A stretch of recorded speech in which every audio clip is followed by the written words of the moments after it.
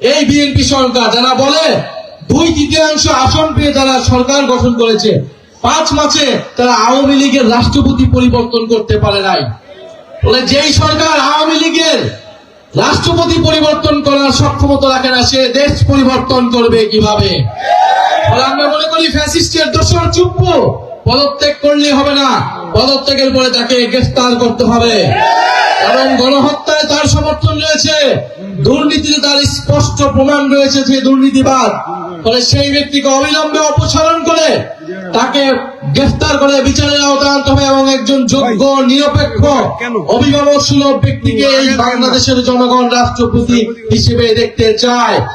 আমরা দেখেছি বিএনপি সরকার অতীতেও রাষ্ট্রপতি নিয়ে অনেক টালবাহানা করেছেন। কোন জনপ্রিয় ব্যক্তিকে, নিজের দলের ব্যক্তিকেও তারা রাষ্ট্রপতি হতে দেয় না। তারা এতটাই ভয় পায়, সবকিছু কুক্ষিগত করতে চায়, সবকিছু নিয়ন্ত্রণ করতে চায়। আমরা দেখব বিএনপি সরকার এবার কাকে রাষ্ট্রপতি নির্বাচন করে।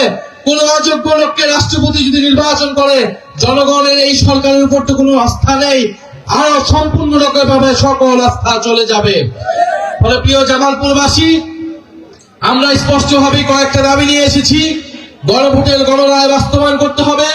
তরুণদের যে কর্মসংস্থানের দাবি, আপনাদের প্রত্যেকের বাসায় তরুণ রয়েছে, তরুণী রয়েছে যারা শিক্ষা দীক্ষা লাভ করেছে কিন্তু দেশে কোনো চাকরি নাই। এই সরকার বলেছিল 18 মাসে 1 কোটি চাকরি নিশ্চিত করবে, 5 মাসে তার নিশ্চিত কয়টা করেছে? 0টা করেছে।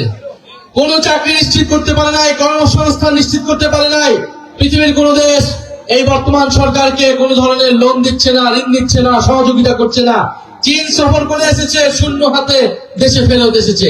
কারণ এই সরকার সংস্কার বাস্তবায়ন করছে না, জনগণের ম্যান্ডেট 70% সেটা বাস্তবায়ন করছে না।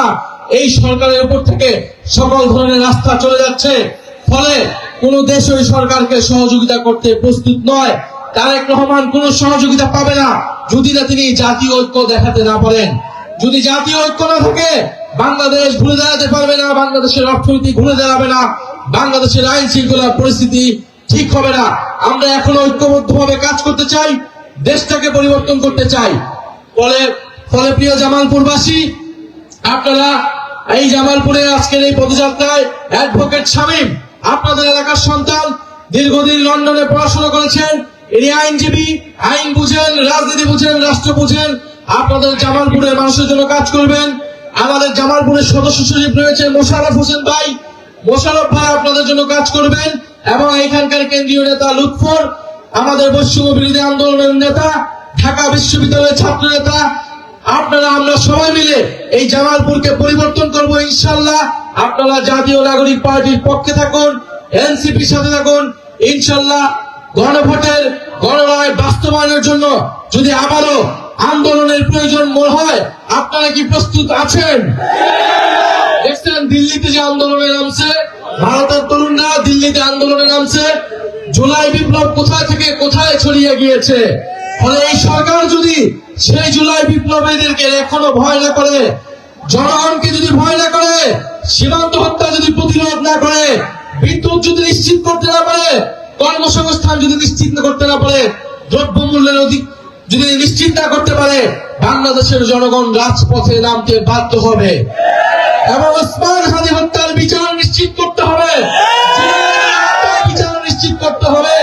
অন্যথায় এই সরকার 5 বছর মেয়াদ সম্পূর্ণ করতে পারবে না, পারবে না, পারবে না।